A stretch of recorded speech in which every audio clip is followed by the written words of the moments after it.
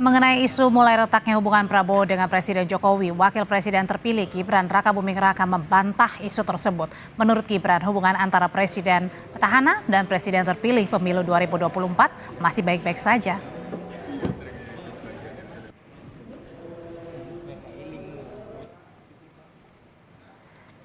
Isu renggangnya hubungan Prabowo dengan Jokowi muncul saat momen Presiden Jokowi tidak menyalami Prabowo di Istana Negara dalam acara Zakat Basnas 13 Maret lalu.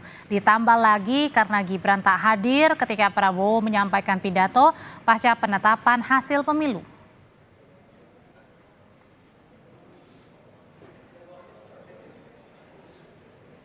Ada isu renggangnya Pak Jokowi dan Pak Prabowo. Siapa yang renggang? Nggak ada yang renggang. Apa yang renggang? Nggak ada yang renggang. Kita makin dekat kok. Tolong jangan memberitakan yang jelek-jelek gitu ya. Pasca Pilpres, rumor hubungan Jokowi dan Prabowo mulai renggang kian santer. Benarkah ketidakhadiran Wakil Presiden terpilih Gibran Rakabuming Raka dalam pidato kemenangan hasil KPU di Kartanegara menjadi sinyal kedua tokoh tak lagi harmonis? Lalu bagaimana pula rencana pertemuan Prabowo dengan Megawati akan memengaruhi hubungan dengan Jokowi? Kita bahas sore ini bersama Direktur Lingkar Madani Ray Rangkuti dan Direktur Eksekutif Indobarometer M. Kodari. Selamat sore Bang Ray. Mas Kodari? Sore, ya. Sore.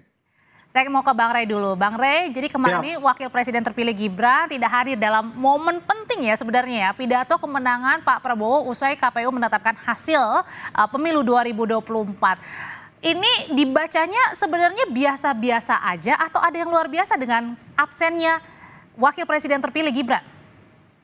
Lazimnya sih ini tidak biasa ya. Lazimnya itu mereka berdua hadir dalam momen yang sangat spesial, yaitu momen untuk menyatakan dan merayakan hasil pengumuman KPU. Waktu mereka dahulu sebelum ada pernyataan masih dari quick count loh ya, dan exit poll, mereka sudah menyatakan semacam pengumuman tentang kemenangan yang dilakukan secara bersama-sama. Tapi begitu ada pengumuman resmi yang disampaikan oleh KPU, malah pengumumannya dilakukan secara terpisah gitu ya. Satu di Jakarta, satunya di Solo. Tentu dengan alasan karena masih sibuk kerja gitu ya. Lebih mementingkan pekerjaan yang akan ditangani di Solo dibandingkan dengan kegiatan seremonial semacam itu gitu ya. Nah itu tuh argumen yang kita dengar gitu. Tapi seperti yang disebutkan tadi di awal bahwa jadi kalau gitu sinyalnya yang ditangkap apa kalau gitu Bang Ray? Dengan absennya Mas Gibran? Ya kan beginilah, ini kan sesuatu yang lazim lah dalam dunia politik. Kalau kita dipertemukan oleh kekuasaan, kita juga akan dipisahkan oleh kekuasaan itu gitu. Artinya? Artinya Pak Prabowo, Gibran, Pak Jokowi itu kan dipertemukan oleh kepentingan untuk berkuasa. Gitu kan? Nah setelah kekuasaan itu didapatkan, problem keduanya adalah siapa yang lebih menguasai gitu loh. Nah problem siapa yang lebih menguasai inilah menurut saya yang potensial membuat mereka renggang. Apakah yang akan lebih menguasai nanti memang presiden terpilihnya, atau yang menguasai ini adalah presiden yang merasa bahwa dirinya paling berjasa bagi kemenangan pasangan calon ini gitu. Ini lumrah saja dalam dunia politik kita. Tinggal kemampuan mereka memang untuk apa istilahnya itu ya, memastikan bahwa konflik-konflik seperti ini dapat tertangani dengan baik gitu ya. Siapa? Sehingga dengan begitu tidak ya. Yang kalau paling gitu pasti bisa kita lakukan itu nggak akan ada yang di luar, tetap di dalam. Cuma mungkin tidak harmonis, tidak ya macam-macam lah, saling mengintip dan seterusnya. Oke, dilihatnya dari Bang Ray ini sudah mulai tidak harmonis, siapa ingin menguasai siapa ini mulai terlihat kalau gitu. Dari itu juga kacamata emang yang dilihat dari Mas Kodari sendiri dengan absennya Mas Gibran di dalam pidato kemenangan seperti layaknya pasangan kompak harusnya datang bersama berdua. Oh iya enggak. Kalau melihat Mas Gibran itu dan Pak Jokowi jangan pakai kacamata biasa. Kalau pakai kacamata biasa pasti kecelek. Sebagaimana berulang kali orang melihat Mas Gibran dengan kacamata biasa, bahwa dia masih muda, bahwa dia belum berpengalaman, bahwa dia akan berhadapan dengan profesor dalam acara perdebatan. Ternyata kan dia tampilnya luar biasa, bahkan lebih baik penampilannya daripada orang-orang yang dianggap kemampuannya di atas dia gitu. Saya melihat Mas Gibran ini menjadi tidak hadir itu kan udah jelas karena dia masih menjalankan tugas-tugas sebagai wali kota. Tapi Lain masalahnya halnya waktu kalau itu Mas hadir Gibran. pada saat hasil unggul di quick count, tapi ini beda. Ini hasil KPU yang resmi, tapi tidak hadir di pidato kemenangan bersama Pak Prabowo, Mas Godari. Iya kan sebetulnya dia sebagai wali kota juga punya kegiatan. Barangkali waktu quick count, gini loh, waktu quick count itu kan memang hari libur.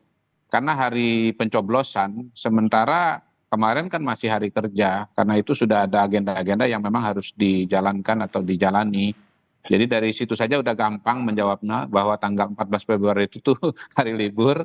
Kemarin bukan hari libur, jadi kalau bukan hari libur tentunya tidak terikat dengan jadwal-jadwal dinas atau jadwal-jadwal tugas gitu. Yang jelas sebetulnya kacamata mau dibilang pecah itu ya apa argumentasinya pada hari ini?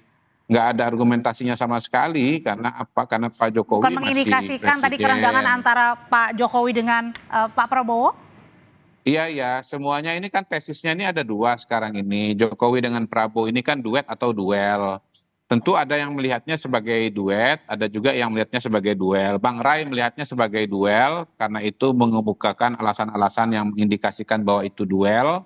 Sementara saya melihatnya sebagai duet gitu. Yang jelas pada hari ini Pak Jokowi masih presiden, Pak Prabowo masih menteri pertahanannya.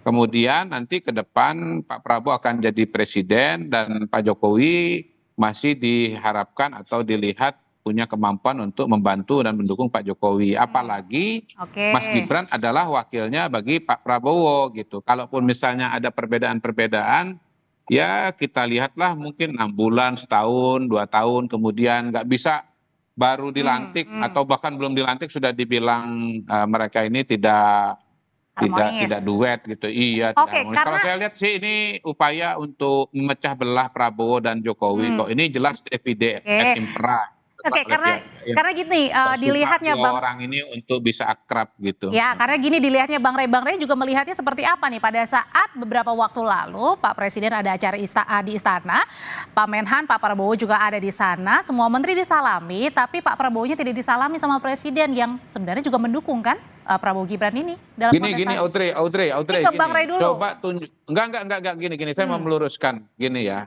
Kita jangan melihat gestur, tunjukkan masalah-masalah yang nyata, masalah-masalah yang konkret. Sekarang konflik apa sih yang terjadi antara Pak Jokowi dengan Pak Prabowo? Konflik yang nyata sekarang ini apa? Apa yang kita lihat ada apa enggak? Kalau enggak ada jangan diada-adakan. Mohon maaf ya, jangan maksa-maksa juga. Kalau memang enggak ada peristiwanya jangan dipaksa-paksakan. Oke, kalau gitu saya mau tanya pandangannya Bang Ray. Yang mana yang tadi ya? Pandangan tadi sikap semua menteri disalami tapi kemudian Pak Jokowi tidak menyalami Pak Prabowo, apakah itu sebuah kebetulan? Ya kalau konflik dalam pengertian satu ke kanan satu ke kiri ya memang tidak ada. Ini kan yang kita lihat ini masih gejala-gejala kan. Belum mengarah kepada apa yang disebut dengan konflik yang kita sebutkan itu tadi. Gejala-gejalanya itu yaitu gitu. Kenapa itu bisa terjadi? Ya saya sudah menyebutkan kalau Bung Kodari kan mengatakan jangan dilihat dari kacamata biasa. Kalau dalam kacamata biasa itu lumrah terjadi karena kalau dua orang dipertemukan oleh kekuasaan, maka kekuasaan itu pula yang akan memisahkan mereka gitu. Nah dulu Pak Prabowo dengan Pak Jokowi itu dipertemukan oleh kepentingan kekuasaan. Pak Prabowo jadi calon presiden, ya wakil presidennya adalah anaknya Pak Jokowi, dalam hal ini adalah Gibran gitu. Nah tentu setelah kekuasaan itu di tangan mereka bagaimana? Ya mereka akan berkepentingan untuk mengakumulasi kekuasaan sebanyak-banyaknya. Pak Prabowo ingin banyak, Golkar ingin banyak, ya kemudian Pak Jokowi juga ingin banyak. Apakah termasuk dengan peluang Pak Jokowi masuk sebagai ketua umum Partai Golkar itu juga salah satu hal pemicu? Ya itu bagian-bagian dari ingin mengambil pengaruh yang lebih besar kan. Itu biasa saja terjadi. Kalau kemarin misalnya Pak Prabowo, Pak Jokowi belum apa-apa sudah menerima tamu seperti Pak Surya Paloh, kan Pak Prabowo nggak melakukannya gitu.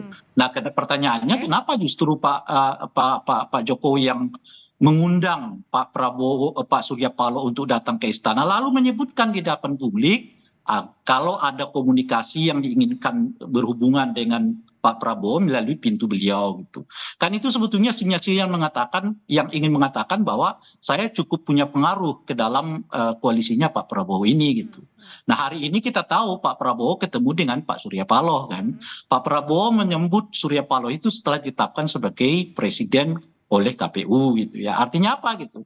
Artinya persaingan pengaruh itu lagi-lagi kembali terjadi antara Pak Prabowo dengan Pak Jokowi. Apakah ini sesuatu yang menakutkan? Ya tentu tidak. Karena kalau pengertian menakutkan seperti A dan B, positif dan negatif, itu nggak akan terjadi. Tapi kalau konteksnya adalah sinyal, tanda-tanda bahwa ada kerenggangan, itu lumrah terjadi di dalam dunia politik. Kalau Jadi mereka adanya dipertemukan, gini loh maksud saya, jangankan orang dipertemukan dengan kepentingan politik, orang dipertemukan oleh dengan ideologi yang sama bisa pecah kok. Jokowi pecah dengan dengan PDI Perjuangan, padahal ideologinya sama, yaitu ideologi Oke. marxisme. Gitu Kalau sama Pak kira-kira. Prabowo pecahnya kenapa kira-kira? Ya itu tadi soal siapa yang paling berpengaruh di dalam kekuasaan ini kan naluri kekuasaannya kan sama. Ingin menguasai sebanyak-banyaknya, kalau dapat 5 kenapa 4, Oke, kalau tuh Mas dapat Kodari. 4 kenapa 3, Ya. dan sebagainya gitu. Nah kalau gitu dilihatnya apakah dengan kabar bahwa Pak Jokowi juga sodorkan untuk menjadi ketua umum Partai Golkar itu juga menjadi langkah tersendiri bagi Pak Jokowi untuk menguatkan posisi tadi ya, kalau kata Bang Rey bilang siapa ingin menguasai siapa? Ya, tergantung kepada apa yang mau dicapai ya. Kalau kita bicara Indonesia Maju misalnya ya, mengawal agenda Indonesia Maju, maka saya melihat Pak Jokowi dengan Pak Prabowo itu sebagai satu kesatuan, sebagai satu tim, bahkan duit tunggal. Pak Prabowo walaupun beliau presiden, walaupun beliau ketua umum Gerindra, tentu tidak bisa mengawal agenda Indonesia Maju itu sendirian. Bahkan mengawal pemerintahan pun perlu dukungan dari 70%, 80% kursi di parlemen. Itulah kerangka sebetulnya pertemuan Pak Prabowo dengan Pak Surya Paloh, dengan nanti menyusul ketua-ketua partai yang lain. Dan sebetulnya sekali lagi kalau tujuannya sama, lalu kemudian selama ini sudah saling membantu, apalagi ada kecocokan pribadi, tentunya yang terjadi adalah kerjasama. Oke. Misalnya kalau bicara dukungan politik ya, bukan Berarti mustahil duet ya, bukan Pak duel ya. Prabowo duet dong. Bahkan ini sebetulnya kan duit tunggal. Kalau saya punya tesis, wow, sebetulnya ini duit tunggal yang betul-betul akan duit tunggal, bukan hanya dalam katakanlah pemenangan atau seperti dulu zaman revolusi untuk proklamasi kemerdekaan, tetapi juga Baik. dalam pemerintahan. Oke. Pak bukan mustahil Pak Prabowo memberikan ruang bagi Pak Jokowi untuk membantu dia dalam Oke. konsolidasi politik dari kalangan elit politik dari Oke. partai politik. Kalau Begitu, gitu, Audrey. terakhir Bang Rey singkat aja. Kalau gitu kan ini ada rencana nih, ada wacana Pak Prabowo akan bertemu Bu Mega. Kalau misalnya rencana itu terjadi, apakah ini juga merupakan sinyal tersendiri? Iya, di bacaan kita begitu. Karena kalau misalnya berkali-kali lah ya, cara politik tadi misalnya seperti Bung Kodari mengundang sebanyak-banyaknya untuk masuk ke dalam koalisinya Pak Prabowo, bagi saya yang paling dekat dengan Pak Prabowo itu adalah PDI Perjuangan. Dan paling dekat juga dengan Pak Jokowi itu adalah PDI Perjuangan. Kan kalau PKB, Nasdem, Tapi dan tidak membuat PKS, panas kalau misalnya bertemu dengan PDI Perjuangan. ya maksud saya, oh iya tentu membuat panas, karena itu kan bagian dari yang kita sebutkan itu tadi, bagaimana pengaruh ini lebih dominan. Nah, Pak Prabowo kalau mengundang ketemu dengan Ibu Megawati, ya dengan sendirinya mengatakan bahwa Pak Jokowi ini bukan siapa-siapa lagi di lingkungan mereka gitu loh. Yang nentuin saya mau ketemu dengan siapa itu ya saya gitu loh kira-kira, bukan Pak Jokowi gitu loh kira-kira itu. Itu yang mau disampaikan oleh Pak Prabowo. Dengan begitu, Pak Prabowo mau mengatakan kepada publik, yang menguasai ini koalisi bukan namanya Jokowi, tapi namanya Pak Prabowo gitu loh kira-kira. Bang Rey Rangkuti, terima kasih. Mas M. Kodari, terima kasih. Sehat selalu semuanya. Baik. Sama-sama.